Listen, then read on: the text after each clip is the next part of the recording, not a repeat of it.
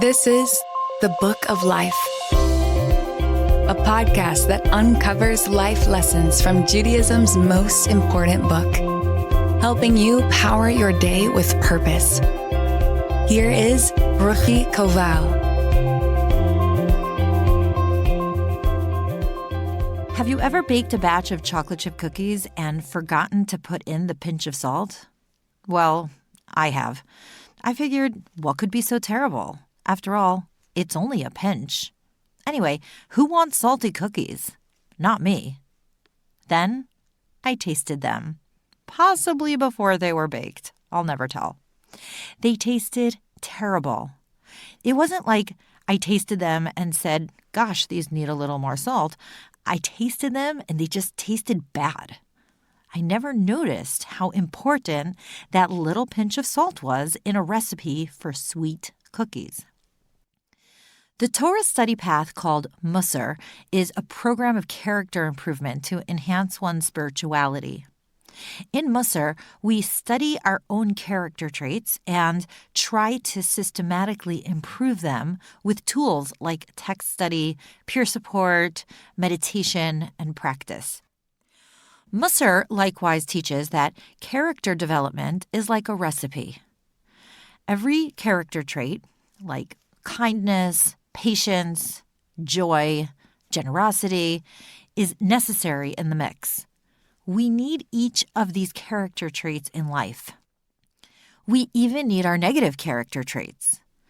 The question is, how much of each do you need for which situation? Some recipes are sweet, like cookies. You only need a pinch of salt, but you really need that pinch. Some recipes are savory, like matzo ball soup. You'd need a good few tablespoons of salt. Meaning, even something that you might consider an unsavory trait, such as impatience, is like the salt in that it has its time and place in small proportions. For instance, we should be impatient with injustice or falsehood, but most of the time we should practice patience. Total passivity is not the goal. So, in other words, a pinch of saltiness or sauciness will improve the total flavor of the food. In the Torah this week, we learn of another recipe. This is the recipe for the sweet-smelling spices called the ketoret, and the Torah enumerates the exact recipe for this potpourri. God says to Moses, "Take for yourself spices, stacte, onycha, galbanum, spices, and frankincense, and make them into a spice compound, the handiwork of a perfumer, thoroughly mixed, pure, and holy." The Jews were to take some of this mix and offer it twice a day, morning and afternoon, on the golden altar in the temple. The fragrance of this burning incense represented the responsibility of the Jewish people as a whole to serve God. Just as the disparate spices come together to offer a pleasant fragrance to God, we too should come together to create positivity and pleasure. But one of the spices, galbanum, had a very pungent aroma that didn't seem to be respectable for the holy temple. Why would God want a foul-smelling spice in the ketoret mix? The lesson, though, is significant. We are supposed to mix together all of the spices, whether sweet-smelling or not. It was a very serious clause of the ketoret that the recipe be followed exactly as taught, without deviating or improvising at all. It's a good thing I wasn't in charge because I consider recipes to be like a friendly suggested starting point. Then I take it in whatever direction I want. But no way with ketoret.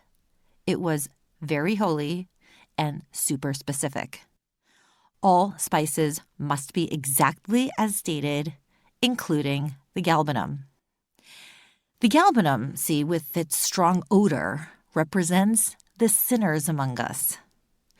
Every community, every family, every congregation has those among it who do not behave as they should, who seem to bring down the collective sweetness of the whole. The lesson is that even people who are not behaving the way they should be included in our community. The galbanum must be in the mix, or the mix is invalid. So the incense really represents the concept of Jewish unity. This is a really significant value in Momentum. One of Momentum's 4 goals is to foster unity without uniformity. This means that there are those among us who are sweet and passive, and others who are salty and outspoken.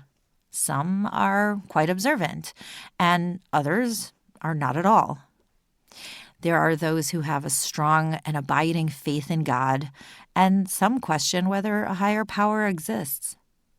Some are philanthropic, others are caught up in their own lives. Some are quite liberal and progressive in their political leanings. Others are conservative and traditional. But we find ourselves together because we are a family, and family stands together no matter what. It's important to note that we don't believe in unity despite our lack of uniformity. It is specifically the lack of uniformity that makes the unity so beautiful. It's good that we're all different. We all have so much to learn from each other. Unity with uniformity is not an accomplishment at all. It's just sticking with others exactly like yourself, like living in an eternal echo chamber. Unity in the absence of uniformity is like scaling Mount Everest, or maybe more appropriately, Mount Sinai. I was once chatting with a friend whose daughter was in a prestigious all-girls private school. We were trading notes about raising daughters, and I asked her how her school handled bullies. She said, "Oh, there are no bullies in my daughter's school." I asked, "How does the school prevent the existence of bullies?" Bullies exist everywhere, even in the adult world. She answered that as soon as someone emerged as a bully, she was immediately expelled from the school. I kind of laughed because it's easy for a school to boast the absence of bullies when all the bullies are excluded from the community. To my view, a more Jewish approach would be this: work with the bully to help them rehabilitate themselves. Try to explore the source of their bullying. Coach kids on how to relate to a bully and provide protection and consequences. But casting out everyone who has made mistakes as a non-member of your tribe seems like a too easy cleanse, especially when the school can then pride itself on the purity of its product. So including and dealing with the bullies is a message of the Ketoret. The incense has another application for us too. It is considered far better to pray with a congregation in a synagogue than to pray alone, even though sometimes a person can reach greater levels of meditation or communion alone. There is a huge spiritual benefit to praying with the community. But why? Why should God care where or with whom you pray? Shouldn't it be the prayer itself that counts? To illustrate, consider that my husband and I have 7 kids. They are all so very different. Over the years, it hasn't always been easy for them to get along in light of their significant differences. And precisely because of that, when I see them supporting each other, celebrating each other, being there for one another, there is no greater pleasure for me as a parent. The differences make the unity that much more powerful. Likewise, when God sees that we, his children, bind ourselves together with our fellow congregants, whether good or bad, whether sinners or virtuous, the Torah says that he feels a tremendous amount of pleasure and nachas. And as we pray, the sinners in the congregation will be carried by the general goodness of the whole. As a community, God judges us as a whole, rather than hyper-focusing on the virtues or demerits of any one individual. In the congregation, sometimes the sinner needs you to carry her, and sometimes the sinner is you to be carried by others. Either way, the virtues of the whole will carry the sins of the individual. Now that's a recipe even I can follow.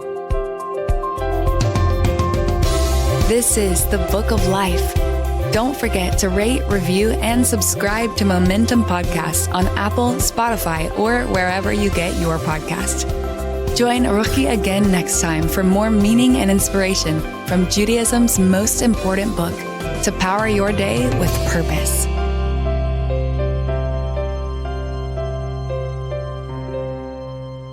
You're listening to a Momentum Podcast. For unlimited inspiration, wisdom, and empowerment, visit MomentumUnlimited.org.